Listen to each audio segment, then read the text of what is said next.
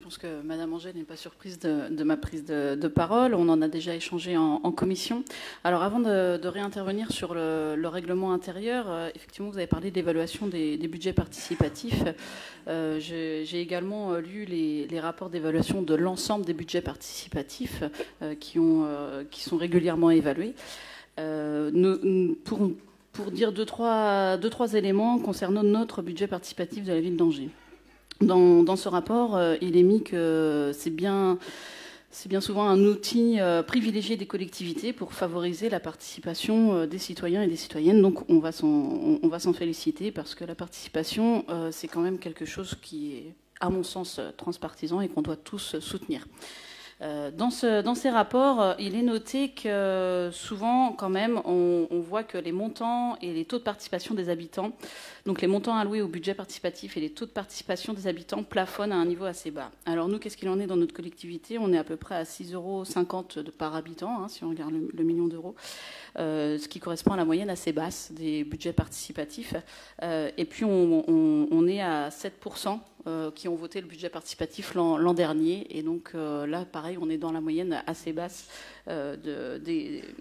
qui reste assez faible. Ce qu'on note dans la globalité, en fait, des budgets participatifs, c'est comment favoriser on va dire l'implication, l'appropriation par nos concitoyens de cet outil.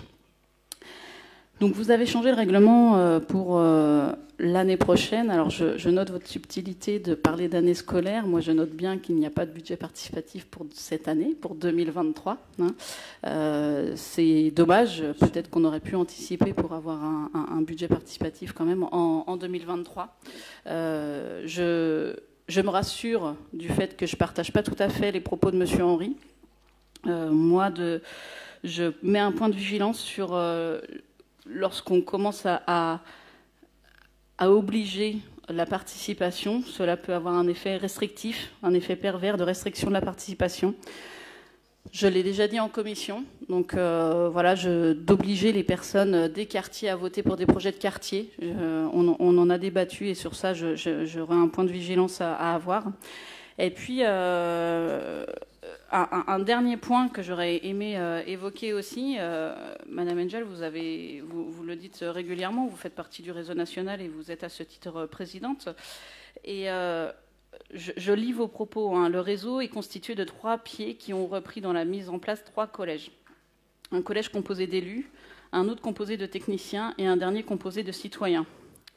Cette triptyque d'acteurs est essentielle à toute démarche de concertation citoyenne. Or, moi, ce que je vois dans le budget participatif dans les autres villes, c'est qu'il y a beaucoup, dans la modalité de conseils d'usagers qui permettent, un comité de suivi, qui permettent de veiller au respect et au principe des budgets participatifs. Or, je ne le vois pas sur la ville d'Angers. Je le déplore.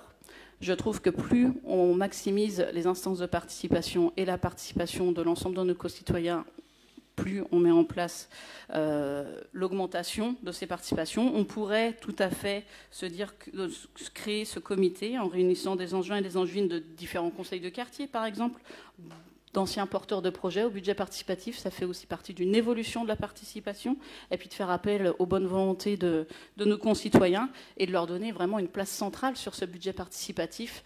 Donc voilà, on vote bien évidemment pour ce budget participatif, sur ce changement de règlement, mais on aurait aimé encore un peu plus, davantage, investir la participation sur ce règlement-là. Peut-être que ce fera partie dans les nouvelles éditions. Merci.